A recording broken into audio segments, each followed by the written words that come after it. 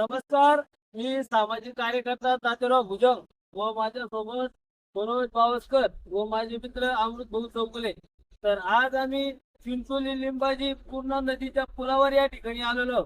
तर आपण पाहू शकतो या पूर्णा नदीवरील जो पूल आहे या पुलाचे इतके हाल या ठिकाणी झालेले आहे. आणि ते त्या पुलावर जे गज आहे हे गज या ठिकाणी उघडे पडलेले आहे. तर आपण पाहू शकतो आदेश दाखवा. तर आपण पाहू शकता का एखाद्या गाडीच्या याच्यामध्ये घुसलं तर या ठिकाणी मोठी दुर्घटना या ठिकाणी होऊ शकते. आणि मोठमोठाले खड्डे या पुलावर या ठिकाणी पडलेले आहेत. मागच्या वेळेसही आम्ही या पुलाची तात्पुरती डागडुजी या ठिकाणी केली होती आणि हे गज पुजण्याचे काम केले होते. पण त्या आमच्या डागडुजीमुळे हे पुन्हा या ठिकाणी उघडे पडलेले आहेत.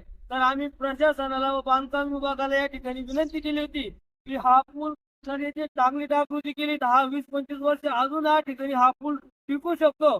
पण शासनाचं या पुलाकडे दुर्लक्ष होत असल्यामुळे एकदम मोठमोठाले खड्डे व गज या ठिकाणी वरती आलेले आहे.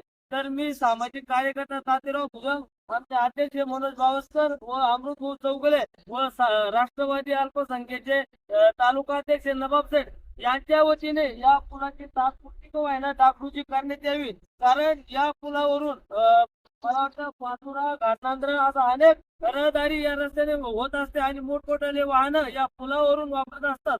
तर या पुलाची तात्पुरती डागडुजी करण्यात आली तर हा पूल अजून 20-25 वर्ष टिकू शकतो.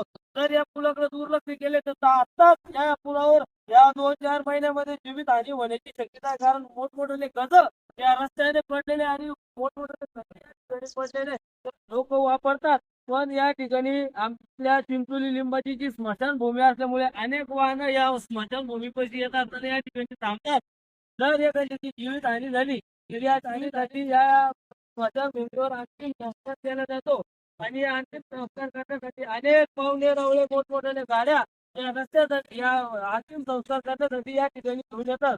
तर एकदम दुर्घटना होण्याची शक्यता आहे. तर याच्याकडे बांधकाम विभागाने व प्रशासनाने लक्ष द्यावे असे आपणास धन्यवाद.